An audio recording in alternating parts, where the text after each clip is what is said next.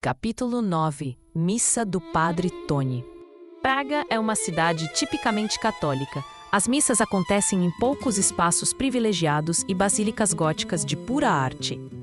Mas a família Karlov tradicionalmente gostam de ir à igreja pequena do Santo Adalberto, um santo da própria história da Boêmia, canonizado ainda no século II. Com sua tradicional ajuda aos pobres, como fora ensinado pelo sofrido Santo Adalberto. O Padre Toni segue a tradicional doação aos mendigos e os tem junto na missa uma vez por semana. Claro que famílias mais nobres como os Karlov ficam sempre em seu espaço mais arejado da igreja. Mesmo querendo aparentar uma família que se preocupa com os pobres, não chegariam tão perto devido até ao mau cheiro que vinha dos mendigos. Mas o Padre Toni tinha uma calma aparente e uma devoção aos rituais eclesiásticos que faz gosto de ver. Sempre o fazia com calma e rotineira ordem. Jovem disciplinado em todas as suas tarefas, e aliás jovem mesmo para ser um padre, e bonito. Como era um homem bonito, sua beleza atrai fiéis e pedintes, como se a beleza fosse sinônimo de bondade, mas também poderia ser seu maior pecado. E nessa conquista o padre Apolo conquistava suas súditas, mas tinha em Rosena sua maior atenção. E ela, por sua vez, estava sempre ali, disposta a ajudar o próximo, junto. Organizar, ornamentar as flores, raspar as velas, tudo para um altar divino e muitas outras atividades que de fato nem precisariam ser feitos por ela. Mas como não ficar do lado do sedutor Padre Toni? Sim, sedutor, pois a sedução também parece vir das palavras doces da boca de alguém que o que se presta atenção é apenas o mexer dos lábios, enquanto sua voz nem é ouvida. Rosena fica rubra toda vez que via pegar a hóstia. É pecado, como não haveria de ser. Ela fica quente só de abrir a boca e deixar que abençoasse com o corpo de Cristo. Inferno.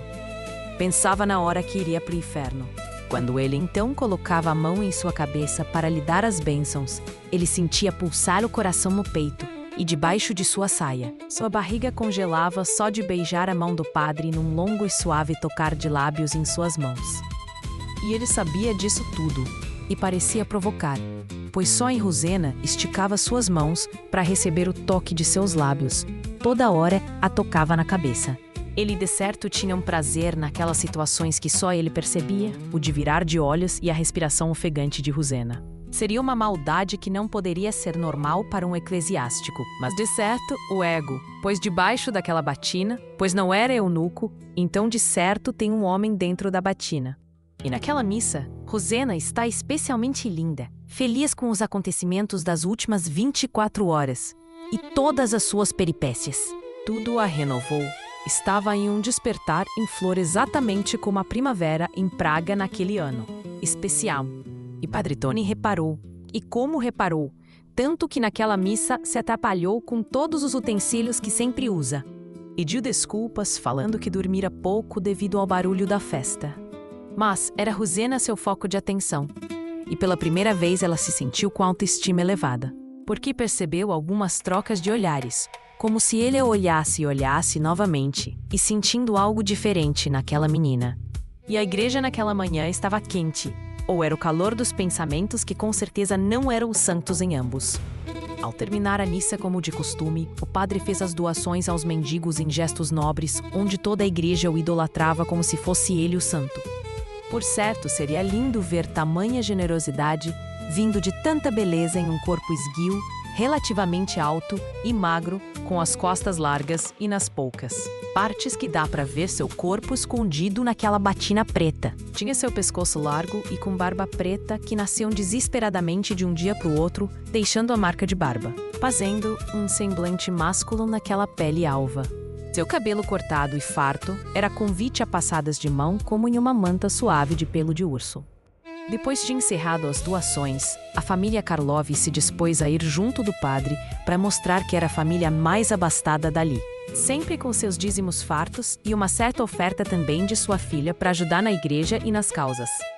Nesse dia, Sr. Will exigiu que Rosena ficasse para se confessar para o dia seguinte da missa, já que não fora antes, pois todos achavam que ela estava ainda convalescendo do dia anterior e a deixaram dormir um pouco mais. Mas, de fato, não poderia passar mais um dia sem a confissão. E com toda a coragem que nascia em Rosena depois do encontro com Sarah, algo a despertou como mulher repentinamente, e ela estava quase confessando sua paixão pelo padre. Será que tinha tamanha coragem nessa possibilidade obscena? Iria pro inferno. Só eram esses seus pensamentos.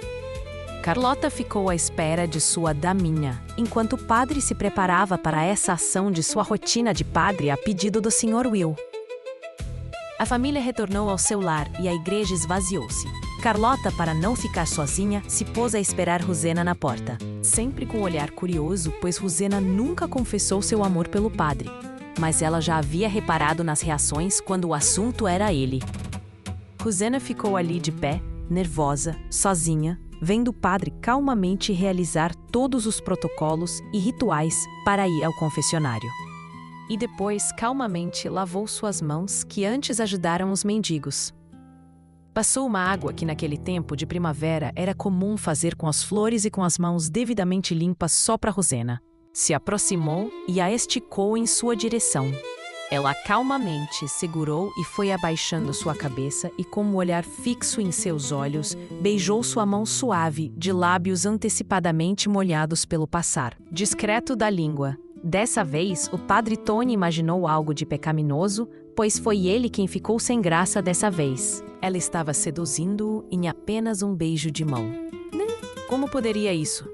Ele sempre detinha a situação e controle, e as coisas se inverteram naquele segundo. Ele foi correndo para sua cabine de confissão e aguardou suando que Rosena começasse.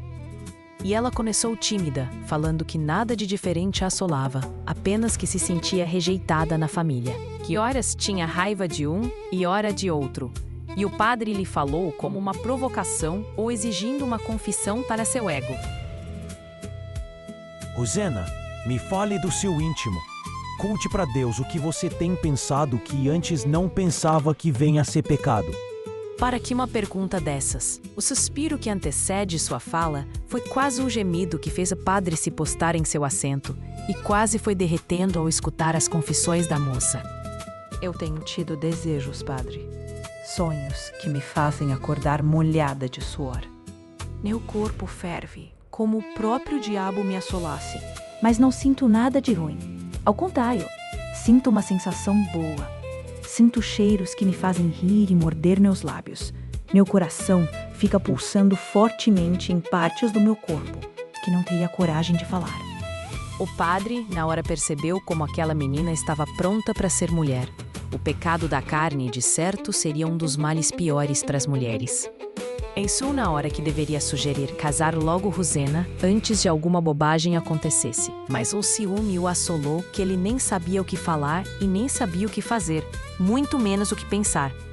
Mas tinha como responsabilidade falar à moça o que deveria fazer, que era conversar com seu pai para seu pronto casamento. Além das penitências que nem pareciam assustar a moça, e fez a Rosena uma pergunta que não era de sua alçada e nem precisaria para aquele ato de confissão. Mas no fundo, queria ouvir. Quem a faz assim? Você já percebeu se isso acontece sempre quando chega perto de uma determinada pessoa? Sim, padre. Agora com medo das consequências. Afinal, tudo estava sendo dito agora, e seria perigoso. Uma resposta ambígua. Seria um sim e direcionado ao padre? Ou a resposta certeira? Era o padre o seu motivo? Perguntou novamente o padre Tony. Quem, minha filha? Como que quisesse se afastar de respostas que poderiam fazer ter reações que nem sabia quais ao colocar a irmandade em uma única palavra filha. Sei sim, padre. Só acontece em momentos que eu deveria ir aos céus, mas acho que vou pro inferno. Ele é proibido para mim, pois já tem compromisso com suas missões. Creio que eu deva nunca mais vir aqui, padre, mas meu pai vai desconfiar. E continuou. Eu sonho com ele, desejo cada fala dele para mim. Me contento com pouco que me dá, pois tudo mais seria proibido. Mas em meus sonhos não. Minhas mãos ficam procurando acalmar minha pulsação. Mas quando mais levo minha mão, mais meu corpo reage. Eu tenho molhado minhas roupas quando penso. Tem horas que nem entendo o que está acontecendo. Me ajude. Só você pode me ajudar. Naquele momento, o homem Tony, e não o padre, começou a ter reações em seu corpo e em seu coração. Sentiu que mexeu com fogo e se queimou. Seria outro que iria para o inferno. Seu corpo não poderia tão rigidamente reagir daquela forma. E encerrou a confissão naquela hora com um seco e breve: Penitência dada, vá cumprir. E saiu desesperadamente para dentro dos aposentos da igreja. E Rosena ficou ali se recompondo de sua coragem e folgazo de seu corpo para sair serena da igreja como se nada tivesse acontecido. Afinal, o confessionário seria segredo eterno de seus desejos e de sua coragem.